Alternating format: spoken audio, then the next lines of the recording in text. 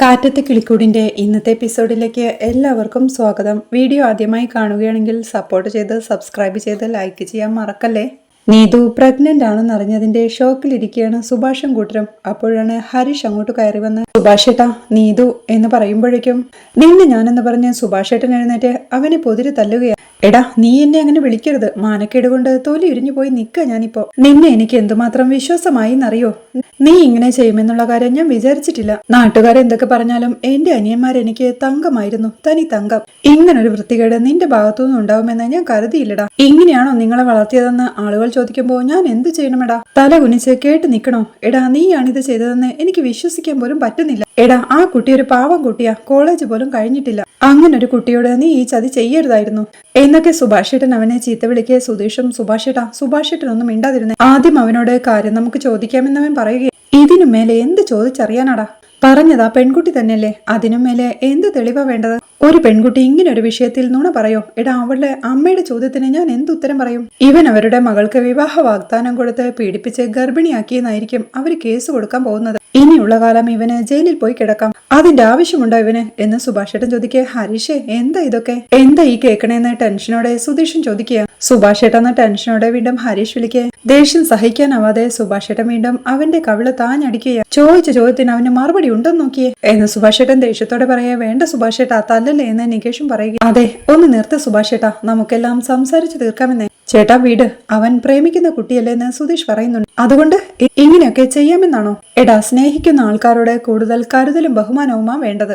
ഇത് സ്നേഹമൊന്നുമല്ല, ഞാനൊന്നും പറയുന്നില്ല എന്ന് സുഭാഷേട്ടൻ ദേഷ്യത്തോടെ നിർത്തുക. അല്ല സുഭാഷേട്ടാ, ഞാൻ പറയാൻ വന്നത് എന്താന്ന് പറഞ്ഞാ എന്ന് സുധീഷ് പറയുമ്പോഴേക്കും ഈ വിഷയത്തിൽ ആരും ഒന്നും പറയണ്ട, ആരും ഇവനെ ന്യായീകരിക്കുകയും വേണ്ട.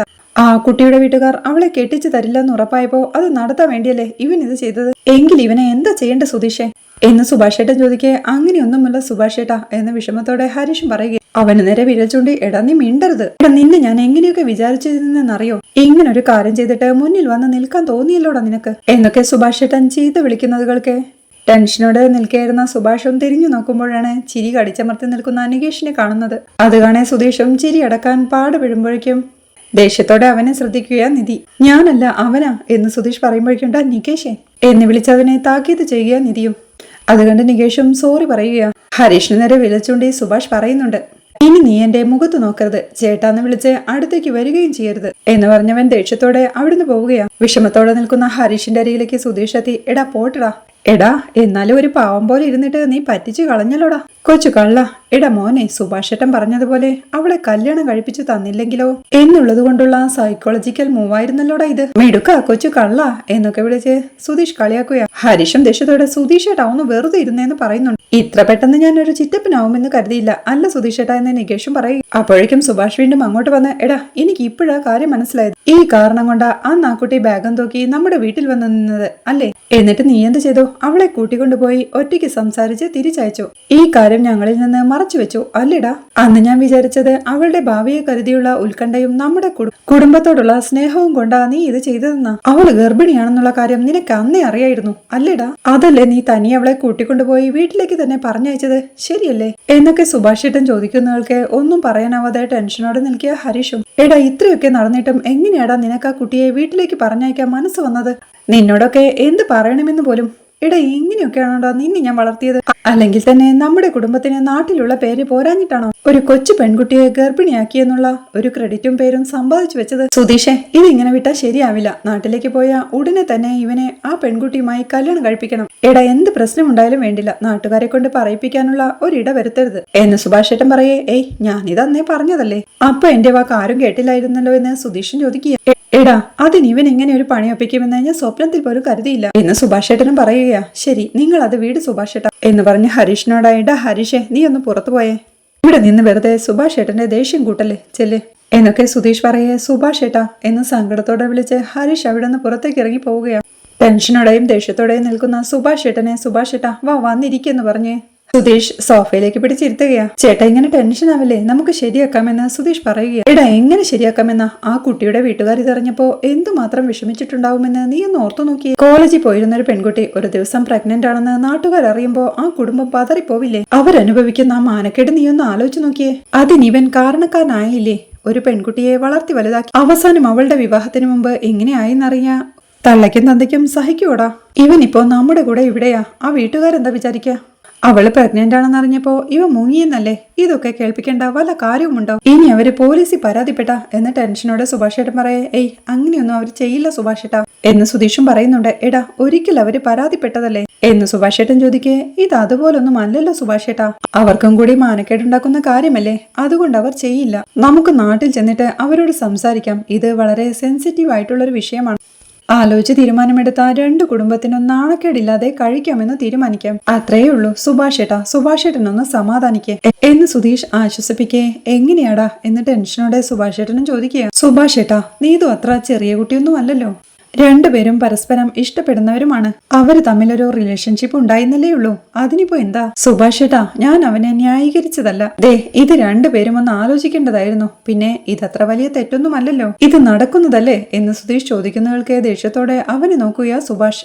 അയ്യോ എന്ന് വെച്ച് ചെയ്തത് ശരിയെന്നല്ല ഞാൻ പറയുന്നത്. ഇത്രയും കാലമായിട്ട് സുഭാഷേട്ടൻ അവന്റെ ദേഹത്ത് കൈവച്ചിട്ടില്ല. ഇന്നത് ചെയ്തപ്പോ അവനും വല്ലാതെ ആയിട്ടുണ്ടാവും. ആ ഷോക്കിൽ എന്ത് മറുപടി പറയണമെന്ന് പോലും അറിയാണ്ട് നിൽക്കാവും ആ പാവം. അവന്റെ അവസ്ഥ നമ്മളൊന്നും മനസ്സിലാക്കണ്ട സുഭാഷേട്ടാ എന്ന് സുധീഷ് ചോദിക്കേ. എന്തവസ്ഥയാണ് അവനെ? ഇനി ഈ കാര്യത്തിൽ അവന് വക്കാലത്ത് പറയാൻ നിൽക്കല്ലേ എന്ന് സുഭാഷേട്ടൻ ദേഷ്യത്തോടെ പറയുന്നുണ്ട്. അയ്യോ ചേട്ടാ, അങ്ങനെയൊന്നുമല്ല ഞാൻ പറഞ്ഞത്. ദേ, അവർക്ക് രണ്ടുപേർക്കും തമ്മിൽ ഇഷ്ടമാ. നടക്കേണ്ടത് നടക്കുകയും ചെയ്തു. ഇനി അതിനുവേണ്ടി എന്താ പരിഹാരമെന്നാണ് നമ്മൾ നോക്കേണ്ടത്. നമ്മൾ അവനെ ചീത്ത വിളിച്ചത് കൊണ്ടോ തല്ലിയത് കൊണ്ടോ എന്തെങ്കിലും ഫലം ഉണ്ടാകാൻ പോകുന്നുണ്ടോ? സുഭാഷേട്ടൻ അതങ്ങോട്ട് വിട്ടേ. ഇനിയിപ്പോ നാട്ടിലെത്തി കഴിഞ്ഞാൽ നമുക്ക് ഉടനെ അവരുടെ കല്യാണം അങ്ങ് നടത്താം, അത് പോരെ എന്ന് സുധീഷ് ചോദിക്കേ. ടെൻഷനോടെ ഇരിക്കുക സുഭാഷേട്ടനും. സുഭാഷേട്ടൻ തന്നെ തല്ലിയ ഷോക്കിൽ പിന്നാമ്പുറത്തെ ഉമ്മറപ്പടിയിൽ വന്നിരിക്കുകയാണ് ഹരീഷും. ആ സമയത്ത് നീതു തന്റെ റൂമിൽ കയറി ഡോറടച്ച് ഹരീഷിനെ വിളിക്കുകയാണ്. അവൻ ടെൻഷനോടെ കോൾ എടുക്കുമ്പോഴേക്കും ഹരീഷേ എന്ന് നീതു വിളിക്കുന്നുണ്ട്. എടി എന്താ പ്രശ്നം? എന്ത് കാര്യത്തിനാ നിന്റെ ചേട്ടൻ എന്നെ വിളിച്ച് ചീത്ത പറയണേ? എടി സുഭാഷേട്ടനെ വിളിച്ചിട്ട് നിന്റെ അമ്മ എന്തൊക്കെയാ പറഞ്ഞതെന്ന് ഹരീഷ് ടെൻഷനോടെ ചോദിക്കുന്നുണ്ട്. ഒന്നും പറയണ്ട, ഇവിടെ പ്രശ്നത്തോട് പ്രശ്നമാ. അതൊക്കെ പോട്ടെ, നിനക്ക് സുഖമല്ലേ എന്ന് നീതു ചോദിക്കേ. എടി നീ തമാശ കളിക്കാണോ? എന്താ നീ കാഷ്വൽ ആയിട്ട് സംസാരിക്കണേ? നിന്റെ ചേട്ടൻ വിളിച്ച് എന്തൊക്കെ പറയുന്നുണ്ടല്ലോ എന്ന് ഹരീഷും ചോദിക്കുക. എന്തു പറഞ്ഞു എന്നവൾ ചോദിക്കേ. എടി എന്തൊക്കെയോ പറയുന്നുണ്ടെന്ന് ഹരീഷും. അതാ പറഞ്ഞത്, എന്താന്ന് പറ എന്ന് നിധിയും. എടി നീ പ്രഗ്നന്റ് ആണെന്നാ പറയുന്നത്, അതെങ്ങനെ എന്ന് ഹരീഷ് ടെൻഷനോടെ ചോദിക്കേ. നീതുവും ചിരിയോടെ എങ്ങനെയാന്ന് ചോദിച്ചോ. ഞാൻ ഇപ്പൊ എന്താ പറയാ, ഇപ്പൊ ഞാൻ അവരുടെ മുന്നിൽ പ്രഗ്നന്റ് ആണെന്ന് നീതുവും. അതുകൾക്ക് ഹരീഷും വെപ്രാളത്തോടെ എടി അതാ ചോദിച്ചത്, എങ്ങനെ? എടി നമ്മൾ തമ്മിൽ ഒന്നും ഉണ്ടായിട്ടില്ലല്ലോ, പിന്നെങ്ങനെ എന്ന് ഹരീഷ് ചോദിക്കുന്നയാൾക്ക് ചിരിക്കുകയാ നീതു. ഹരീഷ് വീണ്ടും ടെൻഷനോടെ എടി നീ സത്യമാണോ പറയണേ എന്ന് ചോദിക്കേ. ഇപ്പൊ ഞാൻ അവരുടെ മുന്നിൽ പ്രഗ്നന്റ് ആണെന്ന് പറഞ്ഞില്ലേ എന്ന് നീതുവും. എടി എനിക്ക് മനസ്സിലാവണില്ല, എങ്ങനെ എന്നവൻ ചോദിക്കേ. ചിരിയോടെ നീതുവും. നീ എന്തിനാ അതിനിങ്ങനെ ടെൻഷൻ ആവുന്നേ? ഒന്നുമില്ലെങ്കിലും നീ ഒരു അച്ഛനാവാൻ പോവാണെന്ന് ഇവരൊക്കെ അങ്ങനെ അറിഞ്ഞില്ലേ, അതുകൊണ്ട് സന്തോഷിക്കല്ലേ വേണ്ടേന്ന് നീതുവും ചോദിക്കുക. എടി എന്നെ ഭ്രാന്ത് പിടിപ്പിക്കില്ലേ, അങ്ങനെയൊന്നും സംഭവിക്കില്ല എന്ന് ഹരീഷ് തീർത്തു പറയേ. നിന്റെ സുഭാഷേട്ടന്റെ കല്യാണത്തിന് മുമ്പ് നമ്മുടെ കല്യാണം പറ്റില്ലെന്നല്ലേ പറഞ്ഞുള്ളൂ, പ്രഗ്നന്റ് ആവാൻ പാടില്ലെന്നൊന്നും പറഞ്ഞിട്ടില്ലല്ലോ എന്ന് നീതുവും.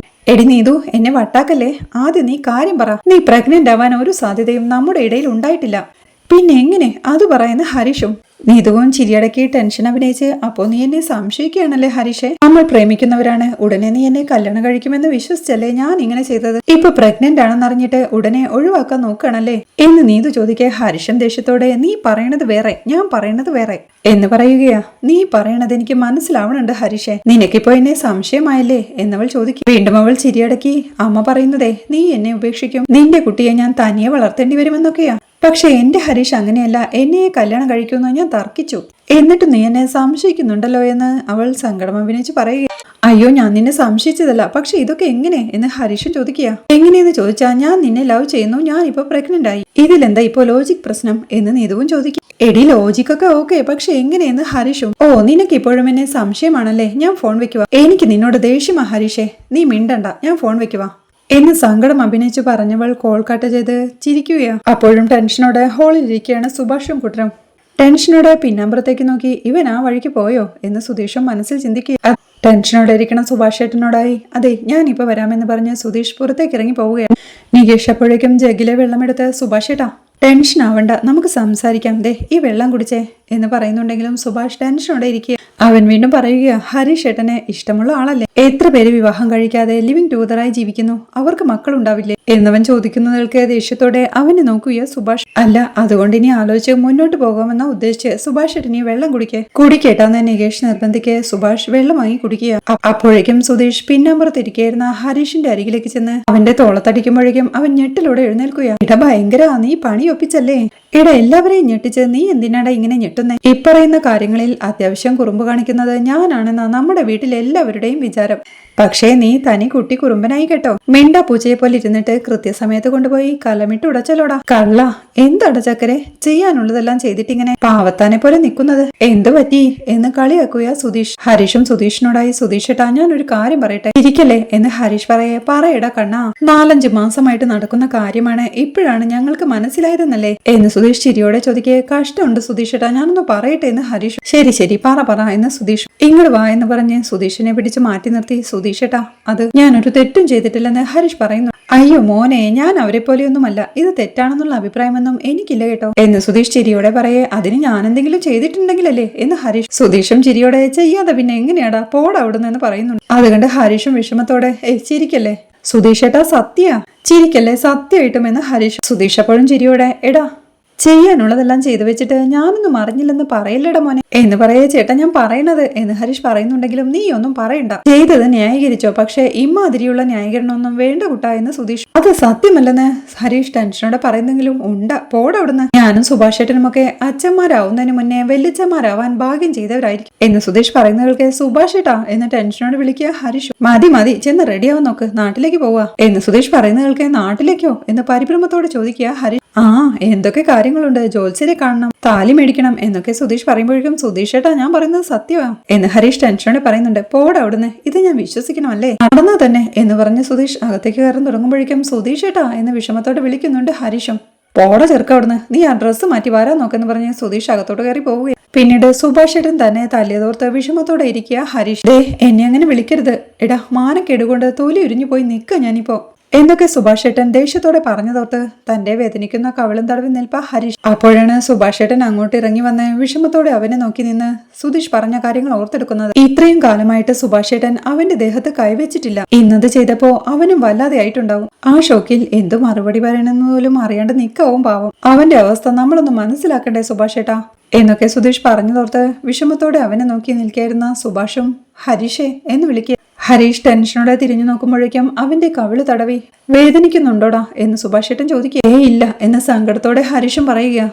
സുഭാഷും സങ്കടത്തോടെ കരഞ്ഞുകൊണ്ട്, ഇപ്പൊ പോലും നീ അങ്ങനെ ഒരു കാര്യം ചെയ്തുവെന്ന് എനിക്ക് വിശ്വസിക്കാൻ പറ്റുന്നില്ല. നീ വളരെ പക്വതയുള്ള ഒരാളാ, സ്ത്രീകളെ ബഹുമാനിക്കാൻ അറിയാവുന്ന ആളാ, കാര്യഗൗരവവും പക്വതയും ഒക്കെ ഉള്ളയാള് എന്നായിരുന്നു എന്റെ വിശ്വാസം. അവള് ചെറിയ കുട്ടിയല്ലേ, പഠിക്കുന്ന പ്രായമല്ലേ, അതെങ്കിലും നോക്കണ്ടേ? അതാ എന്റെ സങ്കടം. വേറെ ആരിതൊക്കെ ചെയ്താലും ഞാൻ സഹിച്ചേനെ. പക്ഷെ നീ എന്നൊക്കെ സുഭാഷ് ഏട്ടൻ പറയുന്നുണ്ടെങ്കിലും ഹരീഷ് ഒന്നും മിണ്ടാതെ തലയും കുനിച്ചു നിൽപ്പാ. ഇനി ആ കുട്ടിയെ കല്യാണം കഴിക്കാനുള്ള സമയമായില്ല, കുറച്ചു നാളുകൂടി കഴിയട്ടെ എന്നൊന്നും പറയരുത്. തിരിച്ചു ചെന്നാൽ ഉടനെ നിങ്ങളുടെ കല്യാണം നടത്തണം. അവളുടെ വീട്ടുകാര് വലിയ ദേഷ്യത്തിലാണ്. അവരെ എങ്ങനെയെങ്കിലും ഒന്ന് പറഞ്ഞു മനസ്സിലാക്കി ഈ കല്യാണം നടത്തുന്നത് വരെ എനിക്ക് മനസ്സമാധാനം ഉണ്ടാവില്ല. ഹരീഷേ, നടക്കേണ്ടത് എന്തായാലും നടന്നു, ഇനി നീ അതിനെപ്പറ്റി ഓർത്ത് വിഷമിക്കേണ്ട. എടാ, കല്യാണ കാര്യമൊക്കെ ഞങ്ങൾ നോക്കിക്കോളാം. അവളുടെ വീട്ടുകാർ വന്ന് ആദ്യം ഇത്തിരി പ്രശ്നങ്ങളൊക്കെ ഉണ്ടാക്കും. അവരോട് വഴക്കിന് പോവാതെ ഈ പ്രശ്നം ഒന്ന് പരിഹരിച്ചു തരണം, മനസ്സിലായോ എന്ന് സുഭാഷ് ഏട്ടൻ പറയേ. സുഭാഷ് ഏട്ടാ ഞാൻ എന്ന് ടെൻഷനോടെ ഹരീഷ് വിളിക്കുന്നുണ്ട്. അവനെ തടഞ്ഞ്, ഇനി സംസാരം വേണ്ട, നീ പോയി ബാഗ് എടുത്ത് റെഡിയാവ്, നമുക്ക് പോവാം ചെല്ലെന്ന് പറയേ ഹരീഷ് അകത്തേക്ക് കയറി പോവുകയാണ്. അവിടെ ചായക്കടയിലിരുന്ന് ചായ കുടിക്കുകയാണ് സുഭാഷിന്റെ അമ്മാവൻ.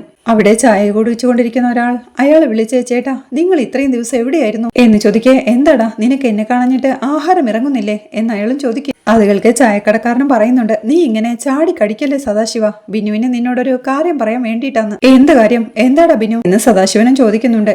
ഒന്നുമില്ല എന്ന് ബിനുവും. എന്തെങ്കിലും ഉണ്ടെങ്കിൽ പറ നീ എന്ന് സദാശിവൻ പറയേ. നിങ്ങൾ ഇവിടെ ഇല്ലാത്തത് നന്നാ എന്ന് പറയാൻ വന്നതാ എന്ന് ബിനു പറയുന്നുണ്ട്. അതെന്താടാ ഞാൻ ഉണ്ടായിരുന്നെങ്കിൽ എന്ന് സദാശിവനും ചോദിക്കും. നിങ്ങൾ ഇന്ന് വെളുപ്പിനല്ലേ എത്തിയത്, അതുകൊണ്ട് നിങ്ങളുടെ ഭാര്യയ്ക്കും മക്കൾക്കും ഇനിയും നിങ്ങളെ കാണാനുള്ള ഭാഗ്യം ഉണ്ടായെന്ന് ഓർത്താ മതി എന്ന് ബിനു പറയേ. അതെന്താടാ, ഞാൻ 2-3 ദിവസം മുമ്പേ എത്തിയിരുന്നെങ്കിൽ എന്നെ ആരെങ്കിലും മൂക്കി കയറ്റുമായിരുന്നു എന്ന് സദാശിവനും ചോദിക്കും. അയ്യോ, ശിവേട്ടനെ അവരാരൊന്നും ചെയ്യില്ല, പക്ഷേ ശിവേട്ടൻ അവരെ എന്തെങ്കിലും ചെയ്തേനെ, പിന്നെ കേസാവും ജയിലാവും, അത് നടക്കാതിരുന്നതേ കുടുംബക്കാരുടെ ഭാഗ്യമല്ലേ എന്ന് ബിനു പറയേ. നീ ആരുടെ കാര്യമായി പറയുന്നതെന്ന് സദാശിവനും ചോദിക്കുക.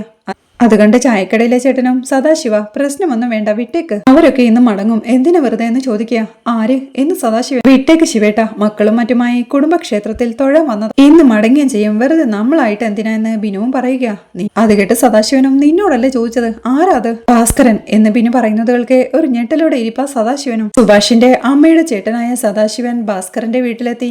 അവനെ ചീത്ത വിളിച്ച് അടിയുണ്ടാക്കുന്നതും എതിർക്കാൻ ചെന്ന സുധീഷിനെ അയാൾ തല്ലി ചതയ്ക്കുന്നതും തോളത്ത് ചതവ് പറ്റിയ സുധീഷിനെ നിധി സ്നേഹത്തോടെ മരുന്ന് പുരട്ടി കൊടുക്കുന്നതുമെല്ലാമാണ് നാളത്തെ എപ്പിസോഡിലെ വിശേഷങ്ങൾ.